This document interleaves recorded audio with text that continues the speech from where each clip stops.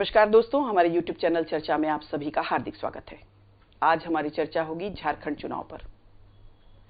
झारखंड भाजपा के उपाध्यक्ष प्रणव वर्मा झारखंड मुक्ति मोर्चा में चले गए हैं। वो पार्टी से नाराज हैं। नेताओं के आने जाने का क्रम जारी है। कुछ लोग इधर से उधर जा रहे हैं, कुछ लोग उधर से इधर आ रहे हैं। चुनाव में भी भगदड़ मची हुई है। इस बीच चुनाव प्रचार भी जोरों पर है। क्या होगा परिणाम? अभी फिलहाल झारखंड की क्या स्थिति है, किसका पलड़ा भारी है, आज हम लोग इसी पर चर्चा करेंगे। हमारे साथ है वरिष्ठ पत्रकार खालिद रशीद जी। खालिद जी, स्वागत है आपका। बहुत धन्यवाद। झारखंड में जो है, मतलब एक तो प्रणव वर्मा चले गए जी, और रीतलाल वर्मा के बेटे हैं, कोडरमा से सांसद थे वो जी हाँ। और उनके जाने से ऐसा माना जा रहा है कि गिरिडीह सीट पर कुछ असर भाजपा के को पड़ सकता है ना। तो एक तो ये है कि आना जाना, कई लोग लुइस मरांडी गई हैं, उधर से भी लोग आए हैं, चंपई सोरेन, सीता सोरेन, और तो ये तो खैर चुनाव में होता रहता है नाराजगी। और ये मेन ये है कि इस आने जाने का क्या असर पड़ेगा। अभी झारखंड में जो चल रहा है, चुनावी वातावरण जो बना हुआ है, हवा देख के क्या लगता है, किस तरफ वोटर झुक रहे हैं, कहाँ जा सकते हैं? क्लियर फिगर तो हम लोग नहीं दे सकते हैं, लेकिन क्या असर है अभी, उसके बारे में थोड़ा सा बताइए। देखिए, झारखंड चुनाव बड़ा अनप्रिडिक्टेबल रहा है। 81 सीटों का मामला है। वहां आप देखें कि बड़ा क्लोज फाइट रहा है और जितने तरह के खेल होते हैं, ड्रामा होते हैं, गुरुजी के समय आपने देखा, फिर उसके बाद के फेजेस में किस तरह की स्थितियां बनी, है ना। तो बहुत मार्जिन नहीं होता है, बिल्कुल, है ना। इंटरेस्टिंग इस माने में है कि झारखंड के नेताओं, जनता को तो नहीं कहना चाहिए, नेताओं का कोई स्थायी घर नहीं है, ठिकाना नहीं है।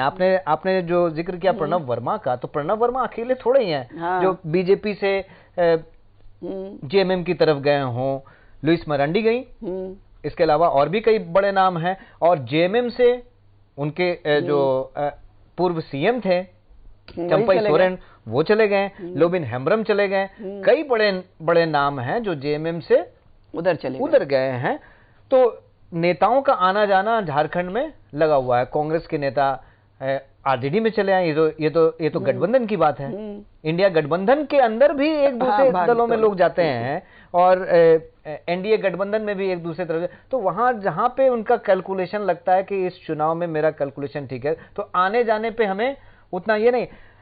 असली बात यह है कि जो अब तक का जो रिजल्ट रहा 2019 की हम लोग बात करें, तो खासतौर पे उन सीटों को हमें देखना बहुत जरूरी हो जाता है जहां पे मार्जिन बहुत कम रहा।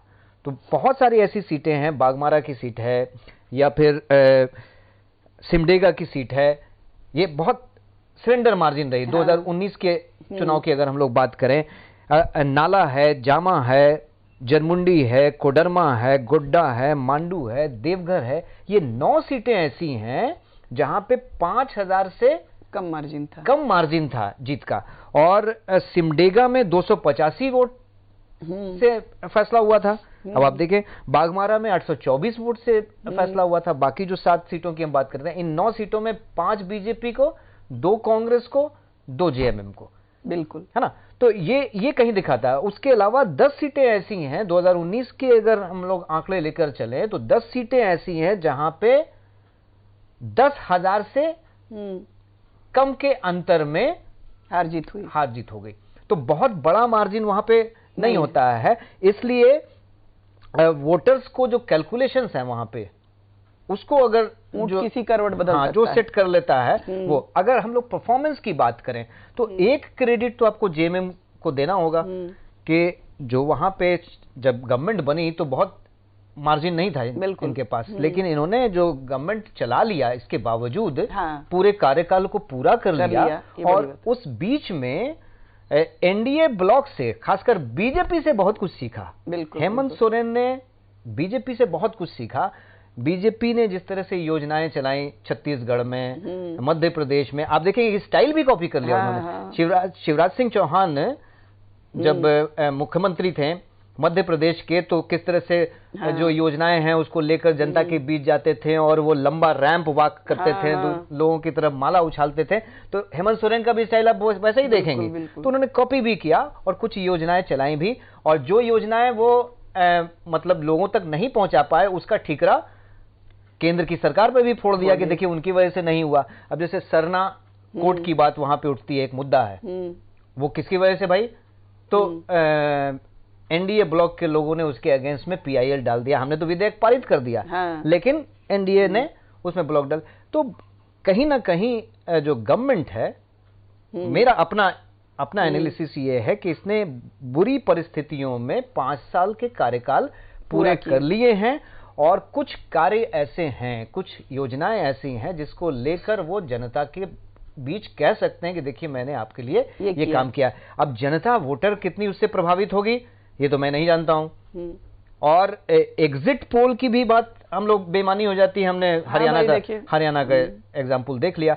तो ऊंट किस करवट बदलेगा, बैठेगा, नहीं कहा जा सकता है। झारखंड में ये इंपॉर्टेंट है। लेकिन हाँ, लड़ाई बहुत इंटरेस्टिंग है, बहुत इंटरेस्टिंग लड़ाई है, क्योंकि अगर हम लोग इंडिया ब्लॉक को देखें तो जेएमएम है, कांग्रेस है, आरजेडी है, सीपीआई-एमएल है। और इंटरेस्टिंग बात यह है कि कुछ सीटें ऐसी हैं जो अभी भी डिसाइड नहीं हो पाई है।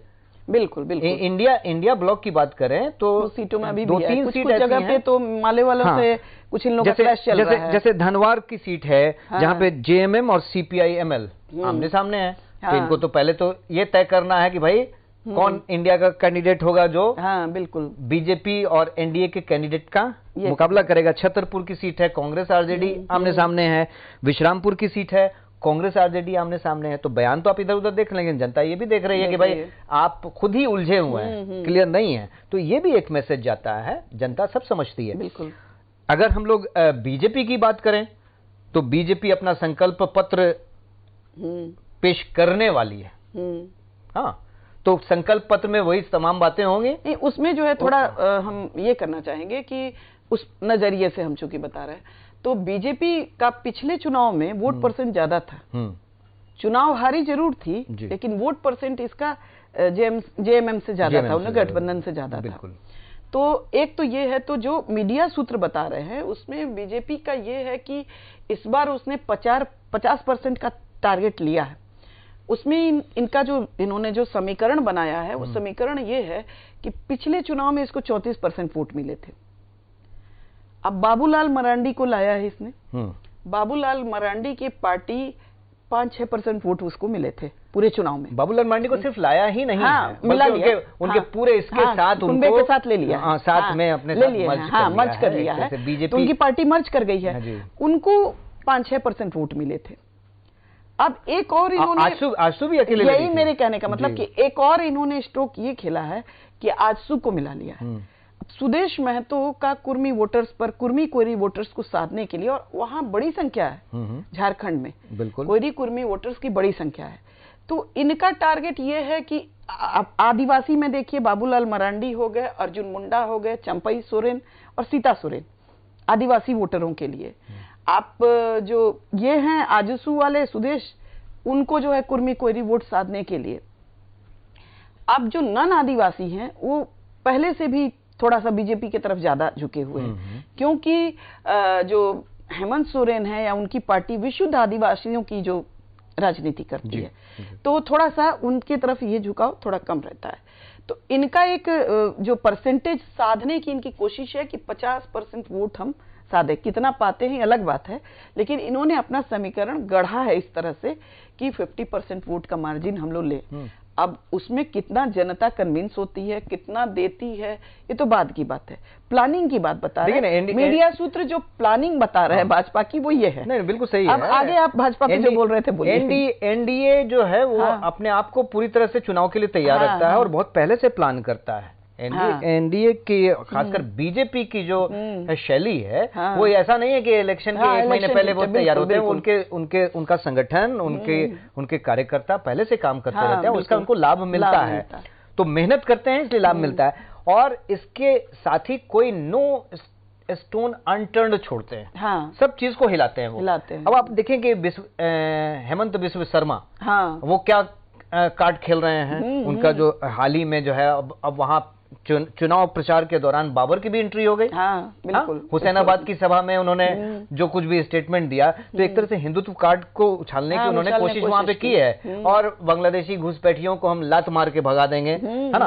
अब तक कितनी जगह से भगाया है ये तो सवाल उनसे पूछा जाना चाहिए और बीजेपी के लोगों से भी पूछा जाना चाहिए। लेकिन चुनाव में ये मुद्दा उठता है और ये कहीं ना कहीं वही है कि स्ट्रेटेजी है कि हम कोई भी स्टोन, किसी भी पत्थर को हिलाए बिना नहीं छोड़ेंगे, हर मौके को बुलाने की कोशिश करेंगे। असली बात यह है कि क्या इनकी जो गेंदबाजी है कितना सफल होगी। हाँ, गेंदबाजी है उसको खेलने की कोशिश करती है। आउट ऑफ स्टंप से बाहर निकलती हुई गेंद को हेमंत सोरेन के जो बल्लेबाज हैं या इंडिया ब्लॉक के जो बल्लेबाज हैं वो टच करने की कोशिश करते हैं। आपने 3 स्लिप तो लगा दिया, 4 स्लिप तो लगा दिया, लेकिन वो उसको खेलेंगे, कोशिश करेंगे तब तो एज लेगा, बिल्कुल, है ना। लेकिन अभी जो स्ट्रेटेजी लग रही है इंडिया ब्लॉक की स्ट्रेटेजी, खासकर कल्पना सोरेन का जो स्टेटमेंट है या हेमंत सोरेन का जो स्टेटमेंट है, वो ये बताता है कि वो वाला हिंदुत्व वाला जो मुद्दा है उस पर वो जाने के लिए तैयार नहीं है। उस पिच पर खेलना नहीं चाहते हैं, उस गेंद को खेलना नहीं चाहते, उसको लेफ्ट आउट करना चाह रहे हैं। इसीलिए उन्होंने दूसरे तमाम मुद्दे उठा दिए हैं। सरना कोर्ट का मुद्दा उठा दिया है उन्होंने, आदिवासी और जो झारखंड के बेरोजगारी का मुद्दा उठा दिया है, क्षेत्रीय मुद्दों को उठा दिया है ना, ओबीसी आरक्षण का मुद्दा उठा दिया वहां पे, है ना। तो कहीं ना कहीं घेरने की कोशिश है बीजेपी और इंडिया ब्लॉक इस पे चुप्पी साधे हुए हैं, लेकिन उनको बोलना पड़ेगा। देखिए, अभी जो पूरे देश में चुनाव की जो रणनीति चल रही है वो यही चल रही है। भाजपा अपने हिंदुत्व कार्ड को खेलती है और उसके अगेंस्ट में जो इंडिया ब्लॉक है, चाहे वो कहीं भी हो, चाहे जैसे यूपी में हो, चाहे बिहार में हो, चाहे झारखंड में हो, वो क्षेत्रीय मुद्दों और जाति कार्ड पे चलता है। तो ये एक रणनीति हुई है, रणनीति तय हुई है। यूपी में भी देखिए पीडीए का नारा दिया गया है। हेमंत सोरेन भी उसी लाइन पर चल रहे हैं, इंडिया ब्लॉक की लाइन है वो, हेमंत सोरेन उस लाइन पे चल रहे हैं। जहां तक छवि का सवाल है, उनकी ठीक ठाक छवि है, बहुत उनके ऊपर कोई है, ठीक है, स्कैम का आरोप है, लेकिन लोगों में लोकप्रिय हैं, है ना, और लोकप्रिय हैं और इतना आसानी से बीजेपी को वॉक ओवर तो नहीं मिलने वाला। झारखंड के नेताओं पे अगर हम लोग आरोप की बात करें तो ये मतलब वहां के लिए कोई मुद्दा नहीं है। हाँ, उसमें कई सारे हैं। हाँ, बिल्कुल बिल्कुल। एक भ्रष्टाचार वहां पे बहुत बड़ा मुद्दा है, लेकिन भ्रष्टाचार के खिलाफ ईमानदारी की लड़ाई उससे बड़ा मुद्दा है। बिल्कुल तो नेताओं पर इस तरह के तो वहां आरोप हैं, ये बहुत सारे मामले चल रहे हैं, तो वो मुद्दा नहीं है। मुद्दा ये है कि किसके प्रोग्राम से, किसके कार्यक्रम से, किसके स्ट्रेटेजी से वहां की जनता प्रभावित होती है और जो मुद्दे उठाए जा रहे हैं वो किस तरह से प्रभावित करेंगे। तो 13 नवंबर की तारीख और 20 नवंबर की तारीख 2 चरणों में इसको रिपोर्ट आ जानी है कि क्या होना है। हाँ। लेकिन अभी के डेट में यदि हम आपसे पूछें एक पत्रकार होने के नाते, तो आपकी एनालिसिस क्या कहती, अनुमान बताइएगा, ये कोई पोल तो है नहीं, अनुमान ही है, तो आपको क्या लगता है?